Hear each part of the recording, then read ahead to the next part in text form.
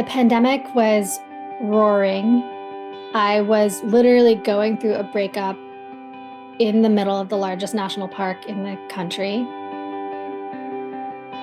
I didn't technically have a home to return home to. And yet I was also in the middle of some of the biggest, wildest, most trail-free, road-free, no visitor center landscapes that you can visit in the country or in the world, perhaps.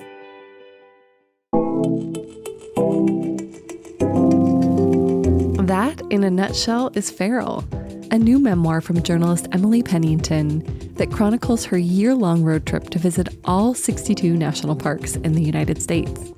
The journey was ambitious, it was sometimes a little dangerous, and it just so happened to coincide with the pandemic. In other words, it was an epic adventure. I'm Aislinn Green, Associate Director of Podcasts here at Afar, and this is Unpacked, the podcast that unpacks one tricky topic in travel every week. And this week, we're going to hear my conversation with Emily. We covered a lot of ground.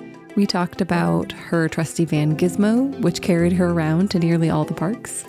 We discussed why she wanted to tackle a journey like this, what our national parks can represent or not, and what kept her going when it seemed like the wheels were about to fall off, metaphorically speaking. Gizmo was fine. One note before we get started, Emily was home in her LA apartment for this interview, so you may hear a little of the city in the background. Okay, let's hit the road. Emily, welcome to the show.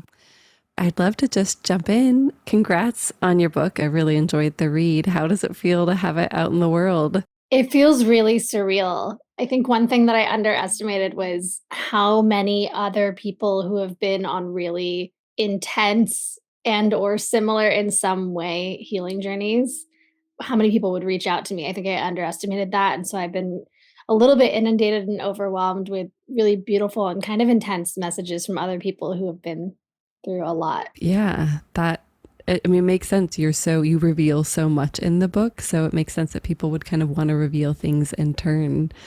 Well, I would love to just kind of start at the beginning for listeners who don't know that much about the book. In 2020, you spent a year traveling around the U.S. in your van Gizmo in an attempt to visit all of our national parks. Why? Why did you embark on this quest? I was always kind of jealous of people who took a year off, like saved up their money and went on a big trip. And in 2016, I was in a point in my life where I was just starting to get outdoorsy in my late 20s. I didn't really grow up outdoorsy. Mm-hmm. And I was going to some of the more local national parks to me in California, like Yosemite and Sequoia and Kings Canyon. And I don't know, I wanted to do something big and scary that would take a whole year to complete and something that I didn't know if I even could finish, because I think that it's really crucial to at least once in your life lean into something that is kind of terrifying, if for no other reason than to figure out what you're made of and learn more about your own strength and resilience, even if the path to get there is messy and winding.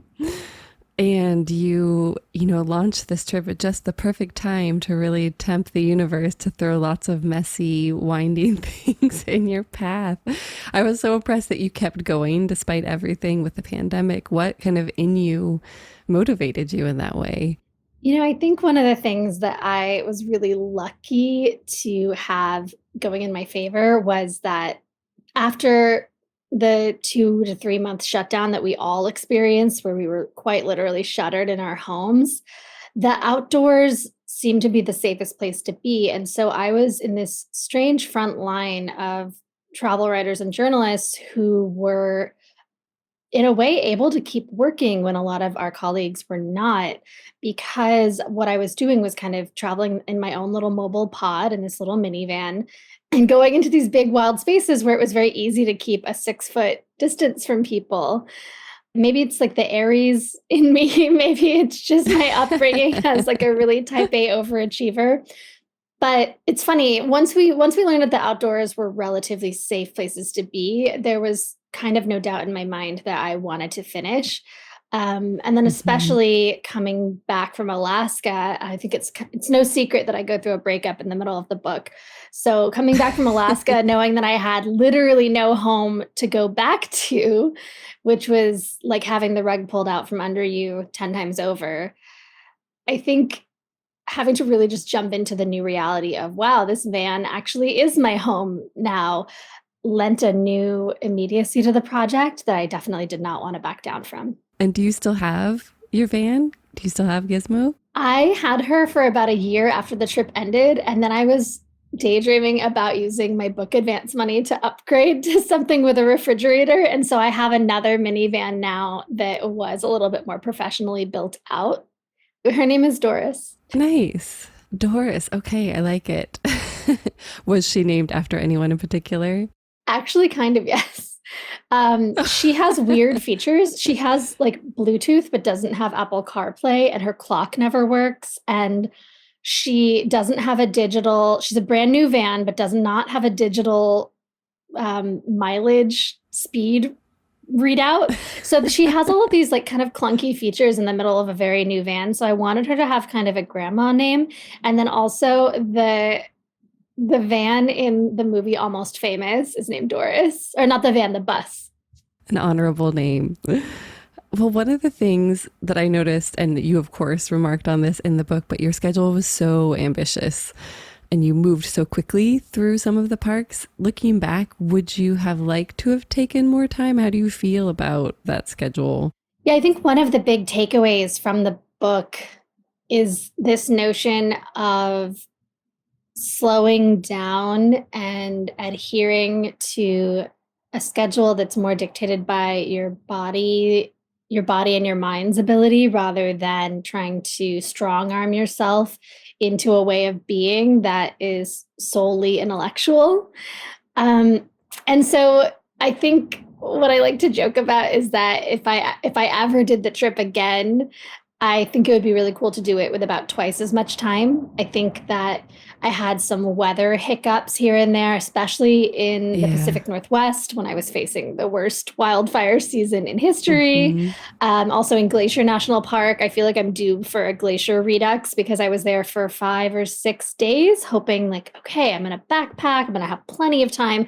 And then, of course, it rained the entire time that I was there. Yeah. And that's like one of the most famous, gorgeous parks. And I just saw gray clouds for every day but one. Would you do this again, do you think? Or would it be more like targeted parks that you would return to one on one? I've toyed around with the idea of doing something else that would be a big, 6 to 12 month trip.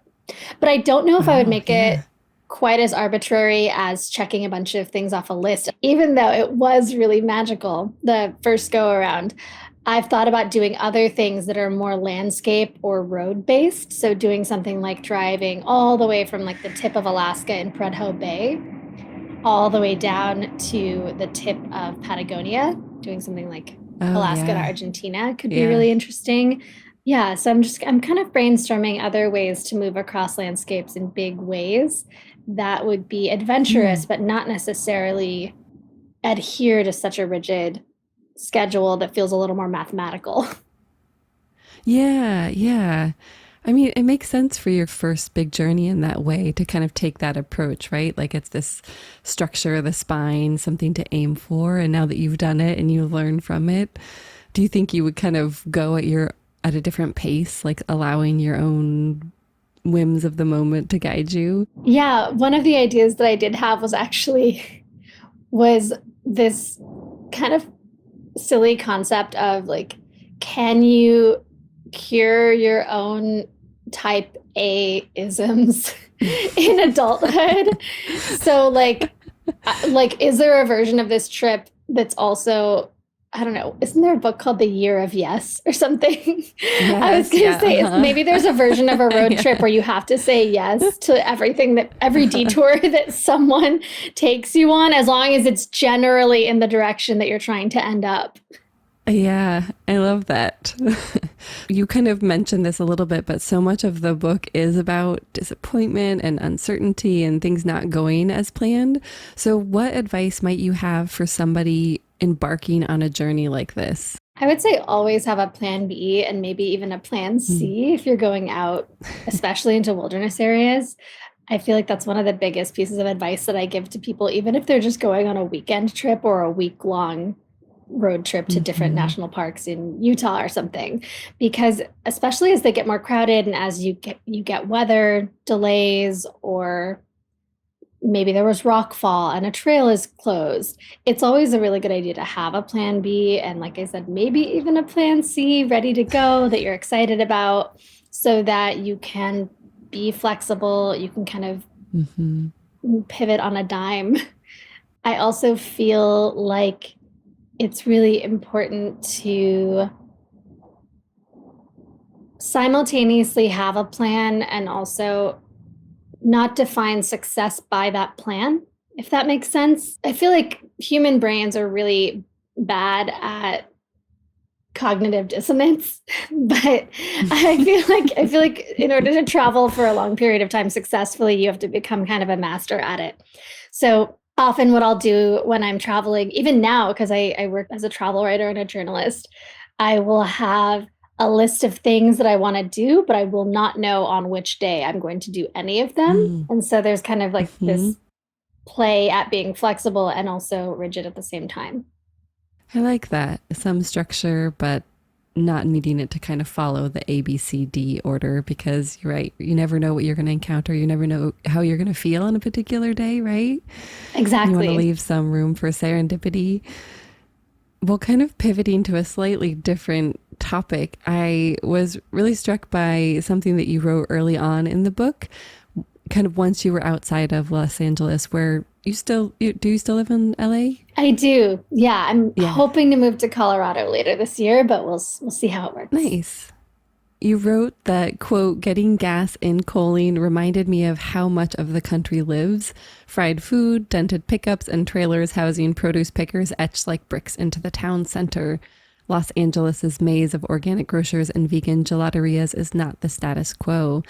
And it made me wonder how this trip kind of changed the way that you see the country and even LA. Yeah, it really opened my eyes to what a bubble we can often live in when we live in a big liberal city like Los Angeles. Mhm. Even though Los Angeles is really diverse and we come up against a lot of different kinds of people and a lot of different ways of being every single day because it's such a dense city. One thing that was really striking, especially because so much of the trip took place during the pandemic, was noticing how much of the world, in a way, didn't have the kind of white collar luxury of shutting down. Everyone I knew in Los Mhm. Angeles could basically work from home. And so they, although it was deeply uncomfortable and very traumatic, they were able to kind of shutter indoors and still enjoy a lot of creature comforts. Whereas in Mhm. a lot of places that I traveled to that year, especially gateway communities of national parks are more rural. So you still have people that are out working the farms or feeding their horses or, going to Yeah. retail jobs. And so I think that there's like a quiet respect that I have for those people that I think often go unseen, that maybe I didn't have as deep of a feeling for before the trip.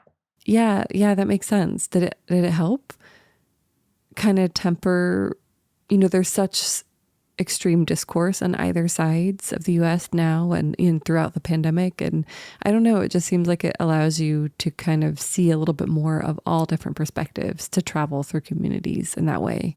Yeah, it's an interesting question because I feel like even though I have very firm beliefs in science and vaccines, especially as a travel writer, because I know that what I do could impact people because I'm moving around so much. But Hmm. I have more compassion for people who do live on the outskirts of societies or people who live in remote island communities where misinformation can spread really Hmm. quickly. So even if I might not agree with it, I have a lot more compassion for people with wildly differing beliefs. And I understand how they might have gotten there. And I have patience to talk to them and maybe share my side of the story in a calmer way that's a little bit less divisive and blame oriented. kind of speaks to the power of travel and opening our minds, right? And opening our souls. Well, on a more straightforward level, which parks do you want to return to? You kind of talked about it at the top of the chat, or which have you returned to? It's been a couple of years. Yeah, it has. It has been a couple of years. I finished the book almost a year and a half ago, so it's wild that it's just Wow. now coming out. Yeah. I've been back to quite a few. Hmm. I went back to Capitol Reef in Utah almost immediately. Oh, wow. Really? Why? I went back, I think, maybe 3 months after my trip technically ended in Hawaii, because I wanted to go back in a slightly warmer month, and I wanted to go back and do some slot canyons with supervision, so that in case I fell into something, I would have a friend who could make sure I didn't die. And that was amazing. Yes. I highly recommend doing Yeah. some slot canyons in Utah. They are really incredible and a little bit scary. And Capitol Reef is one of the less visited parks in Utah as well. I feel like we like to talk about, Arches and Bryce Canyon and Zion. Mm-hmm. But Capitol Reef is this weird little, it's kind of more central Utah than southern Utah, I think. And it's in the middle of just gorgeous red rock country. I'm currently Wow. in the middle of trying to plan, hopefully, an August trip back to Alaska this year. Oh, I cool. really want to go back, hopefully up towards the Arctic Circle and do some more trekking or some river rafting. And I did a little bit of a kind of like a punk rock, like, I don't want to do a normal road trip. I want to do like a cranky road trip up to the Pacific Northwest. This was in Well, that's very November. fitting. Yeah. So I felt like the sunshine in Los Angeles was oppressive. And, and I wanted to go up to the Pacific Northwest and check out giant trees, but kind of purposefully in the middle of rain and weather that we were not Mhm. getting in Southern California. So I went all the way Mhm. up to Olympic National Park and Redwoods National Park in November to kind of get Wow. a different experience than I got when I was there in a much more fair weather month during the book. And did you get the moody, rainy experience you were hoping for? Yeah, definitely. Almost too much so. But I had the best time kind of getting my wits about me in Portland and renting an Airbnb for a few days to take a break and eat Nice. food and then keep going Yeah. up into Olympic, which was awesome. And seeing the fall colors out there was really incredible. It felt like they were kind of coming on late last year, and I was really grateful for it. Nice. Oh, that's so cool. And did you do that trip alone? No, I did that trip with someone I was dating at the time. I think I've had quite a lot of solitude, and I'm comfortable traveling alone. And I'm a lot more comfortable being alone probably than I ever have been. But that being said, I think that when you do as much travel as I do for work and writing and projects, it's really delightful when I can bring a plus one, because I think you make more memories, and there's just one Mhm. more wrench that can get thrown into your trip, which is someone else's personality. And by that, I mean there's a very good wrench that can get thrown in, a laughing wrench that hopefully will induce some smiles. I like that. A good wrench. Yeah, let's just throw a good wrench into this situation. Speaking of wrenches, we're going to take a quick break. And when we get back, we'll get into the Stoicism movement, body image and the outdoors, and much more.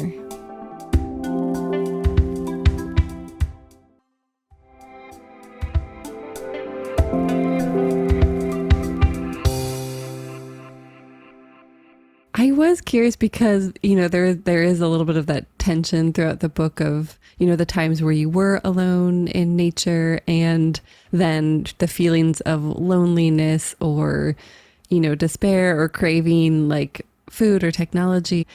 But you seemed the better for those experiences. So why do you think having some time alone in nature can be so good for us as human beings? I think there's a big move towards stoicism right now. I know Tim Ferriss is really into it and talks about it a lot. I think a lot of the tech guys do in Silicon Valley. And what I mean by that is that I think there almost comes a time when we have so engineered the modern world to be nothing but comfortable for us all of the time, So much so that it feels like a respite or a vacation to go and be less comfortable for a while. Mhm. Um, so I think that's why we're seeing a lot of movement in like glamping where people want to be comfortable, but they also want to be outside and cold.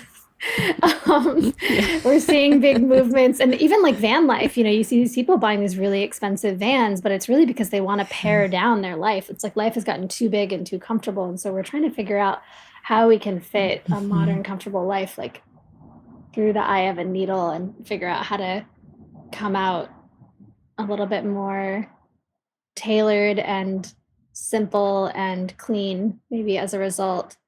But I think that I think that there's also a lot of I think there's a lot of busy work that the mind does when it is surrounded by things that are man-made. And when you get out in nature, there is a level of quiet that is totally unlike anything you'll experience in a city, even when it is a quiet moment.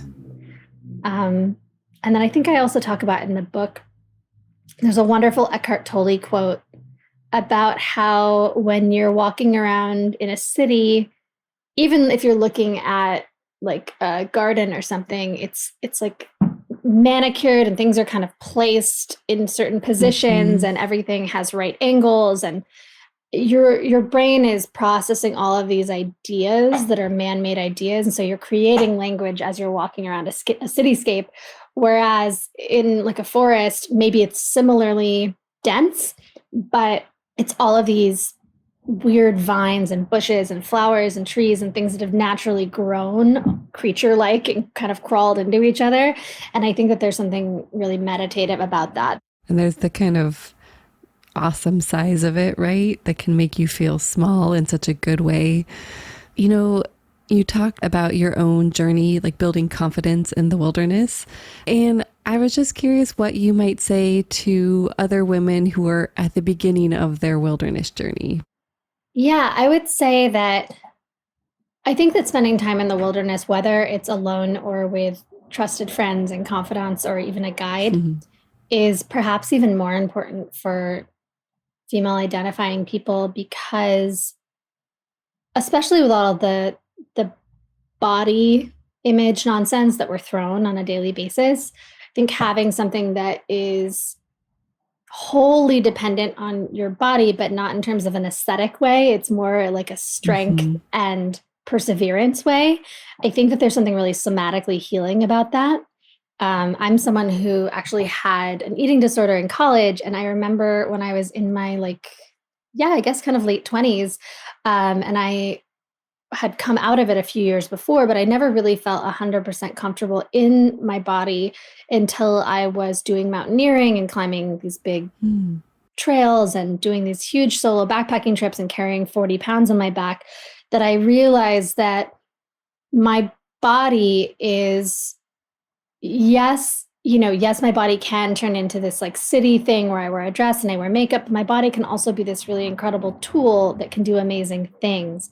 And it sounds really trite or overly simplistic, but I've heard other people mention this notion that there's something really transformative about doing big hard things in the outdoors where no one cares what Hmm. you look like or what kind of makeup you're wearing or if there are dead mosquitoes smashed on your arms because it was a mosquito-y evening.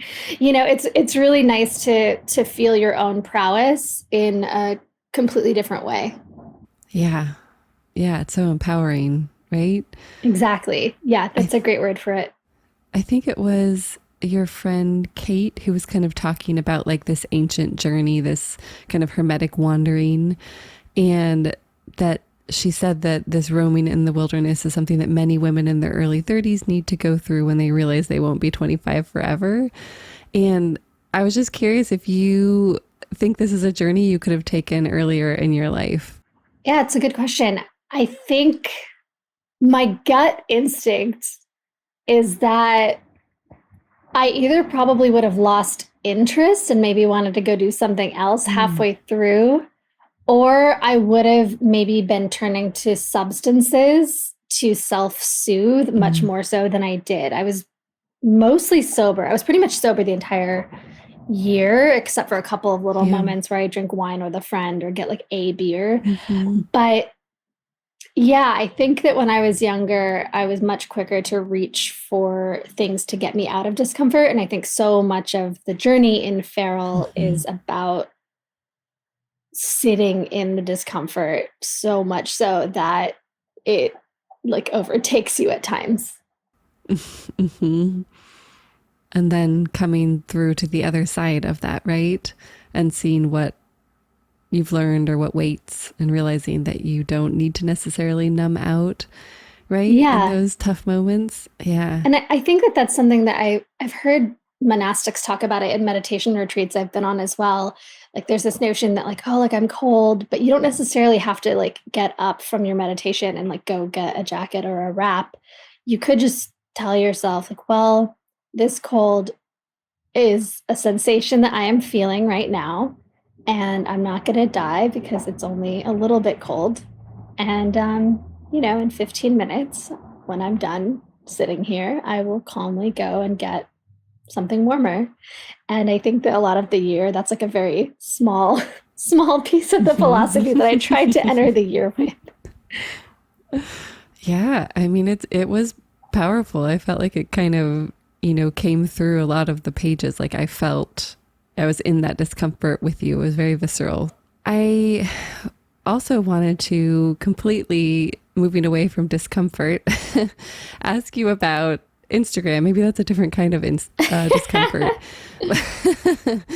But when you were in Death Valley, you were talking about visiting a spot where there were all of these people jockeying to get the best photo. And you kind of shared your own experiences and this realization that like building an itinerary around trying to get this perfect moment isn't always very satisfying. And what would you say, like, how can leaving the camera behind help us experience nature or just living more fully? What's your philosophy around that? I actually love this question because I will frequently go on hikes where I do not take any photos, and I'll call them my just for me hikes. Um, Oh, I love that. I think especially when you are a big Instagrammer or when travel becomes a part of your job, it can be really tricky to almost never have a vacation because the thing that you love is now also the thing that's paying your rent. And so finding ways to create boundaries within your own life becomes really crucial. I'd also love to talk about the idea of overcrowding at specific areas that are maybe social media or Mhm. Instagram famous in different national parks.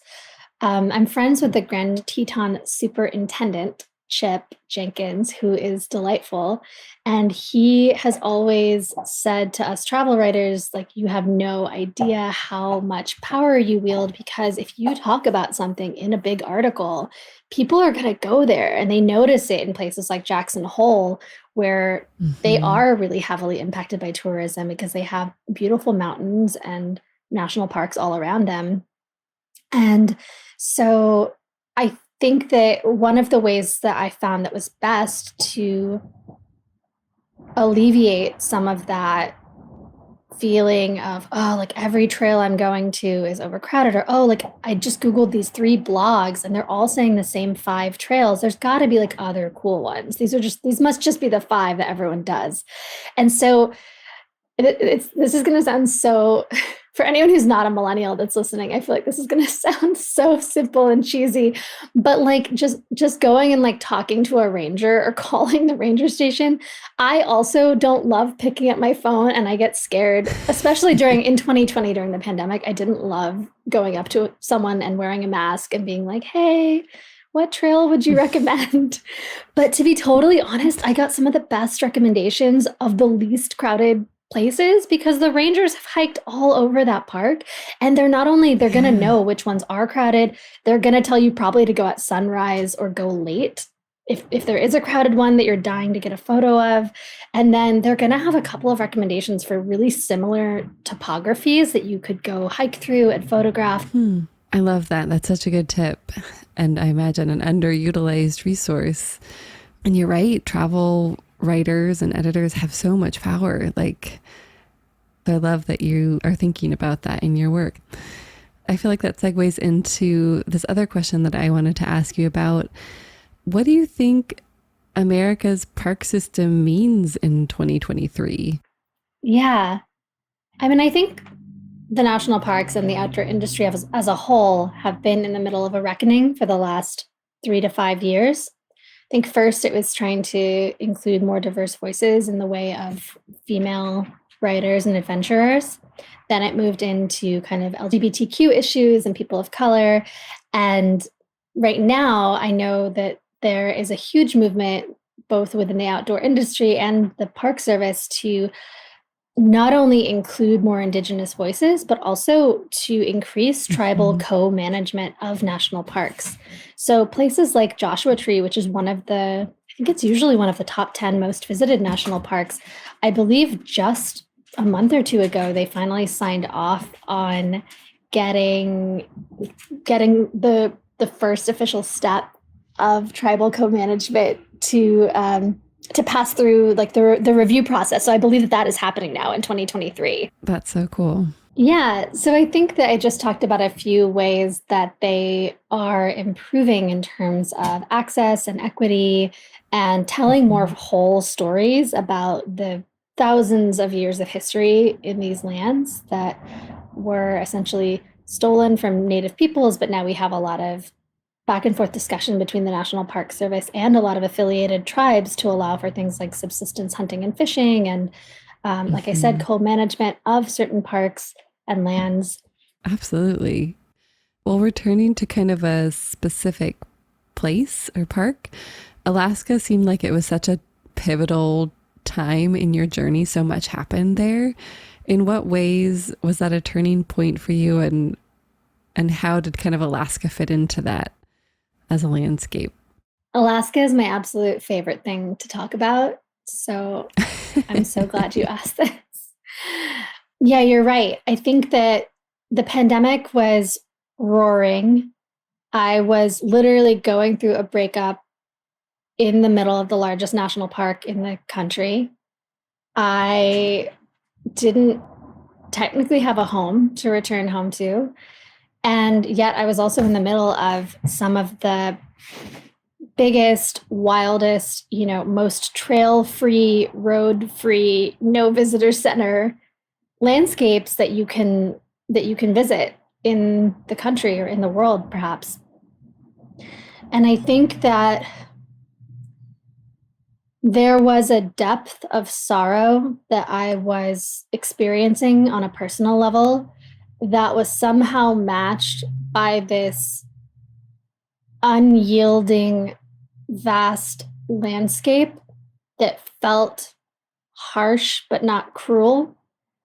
And it was really spellbinding and healing in a way that I don't think I would have expected. I think that it could have been really easy to be afraid of such a vast landscape at that moment, but there's something so mysterious and beautiful about it that I think it piqued my curiosity rather than my fear in my mind. And I ended up forming this kind of hopefully lifelong love affair with Alaska. I really fell in love with just how the land theoretically used to look and be, because I think that we in the lower 48, in a way, we're spoiled because we have these parks with trails and visitor centers, and some of them have Wi-Fi now, which is crazy. But up in Alaska, you'll have these like 3 million acre parks with like one road, and that's it, and no trails. And so you can access different areas, but you have to bend to the land's will rather than the other way around, because it's not like there's bridges over the rivers. There's not trails going over a muddy field. And there's something really humbling about that feels ancient and important. And I mean, you will totally get weird blisters and have cold nights in your tent, but you will also experience what Earth is supposed to look like. And just also the amount of wildlife you see, it almost made me sad, because I feel like you don't see that kind of wildlife in the lower 48. And I would bet that that or more is what it used to be like, because they had these undeveloped tracts of land that they could roam free on. And yeah, it's kind of bittersweet, but I'm really grateful that we do have so much protected land up there. I mean, it's such a magnificent place. And it was interesting. I think, what park was it that you could only visit by plane because of the pandemic? There are, I believe, 4 or 5 in Alaska that you can only fly or boat into. Alaska does not lend itself to roads. There's a lot of weird fjords and just pretty intense mountain ranges. But I think the two that you're referring to might be Gates of the Arctic and Kobuk Valley. Those are the two with no roads, no trails, nothing to help you other than you hire a guide and they land, on this gravel riverbank, and you just kind of get out and watch the plane take off and hope that you brought enough snacks for 5 days. And what a trippy experience, to kind of see so much land by air. What was that like? I mean, totally riveting, especially coming into Gates of the Arctic in early September when the tundra is actively changing colors, because they have such a short summer season up there, that watching these huge mountain ranges in the Brooks Range, these huge undulating peaks, turn like bright crimson and bright yellow and marigold. It was really like flying down into an artist's palette of paint splotches, except the paint was the different trees and shrubs that grow along the tundra. And also, like I said, it can be a little bittersweet, because you notice how much earth there is and how much we have impacted that earth. And we might think that we're like these small little things that don't have that much of an impact on how wild and rugged the landscape is, but we definitely do. I mean, that sounds like really simplistic, but when you see a landscape that is millions of acres large, and you see that there are literally no roads or trails or buildings or light sources or anything really impeding it, it's kind of eye-opening, because you realize that maybe there's a way to have like a happy medium that we haven't seemed to achieve in some of the more developed Western states. Yeah.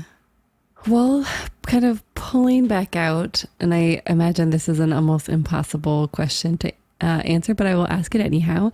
If you had to kind of pick a single lesson or lessons that you took away from this journey, what might they be, or it be? One of the things that was really important to me when writing Feral was accurately showing that going through a transformational journey is not ever going to be this neat linear packaged product like we might see in a movie or on TV, where it kind of has to have this 3-act structure. I think that we're really blessed in books that we can explore slightly messier life structures and life happenings.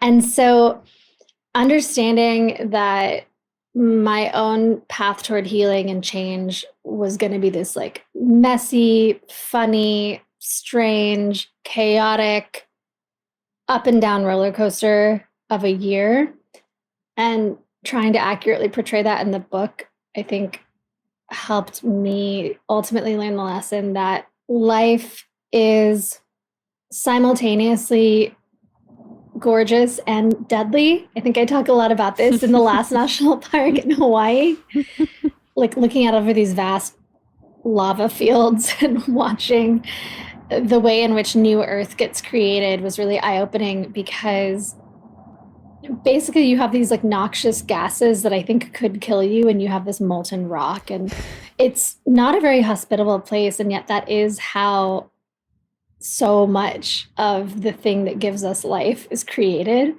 And I thought that there was something really beautiful and kind of dark and mysterious about that.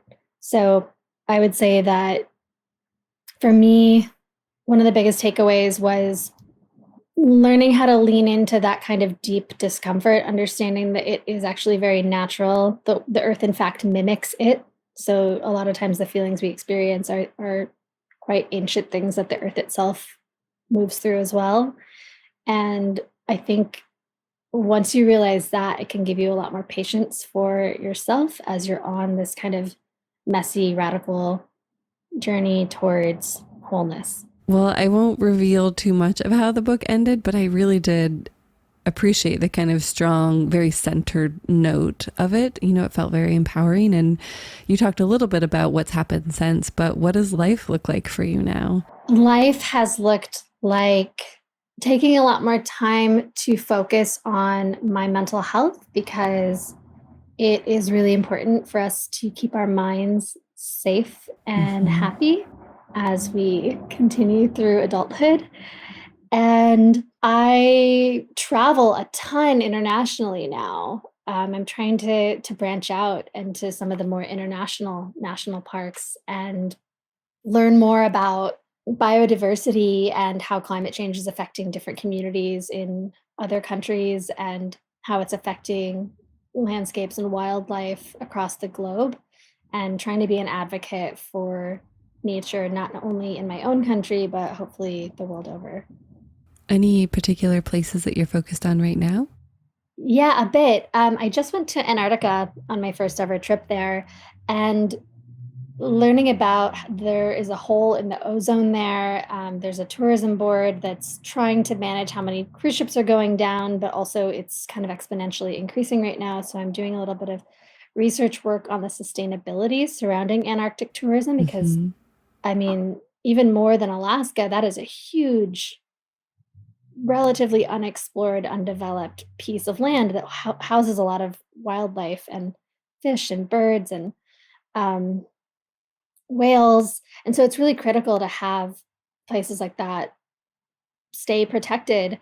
And then also, I got to go on my first trip to Africa last year, which was really eye opening, and learning how they manage poaching and wildlife and different park and preserve designations was really eye opening as well.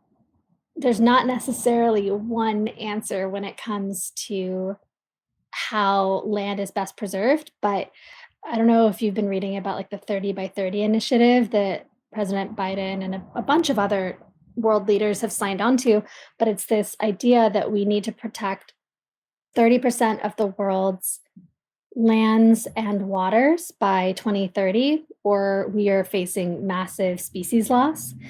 And preserving doesn't necessarily mean setting aside as totally untrammeled, undeveloped national parks. It could mean farmers setting aside a certain amount of acreage to allow wildlife corridors to migrate through.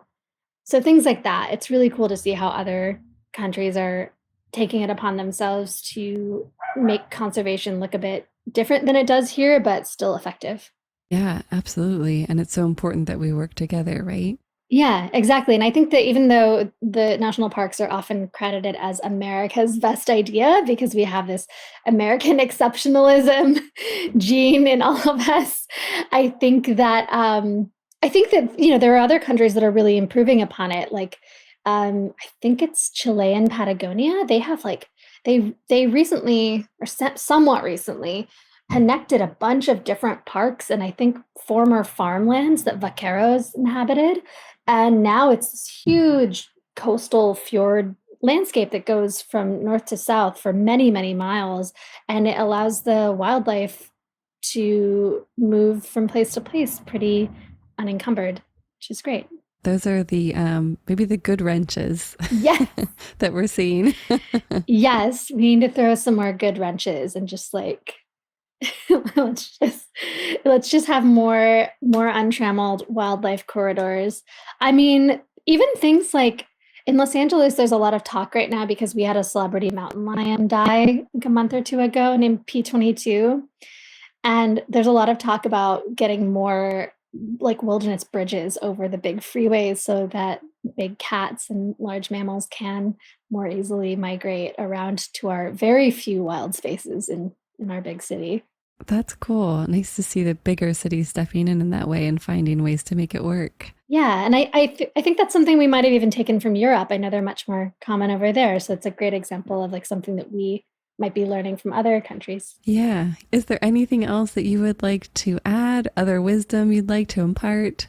Just the parting notion that if anyone is contemplating taking a really massive journey like this that terrifies you, I would say definitely go out and do it.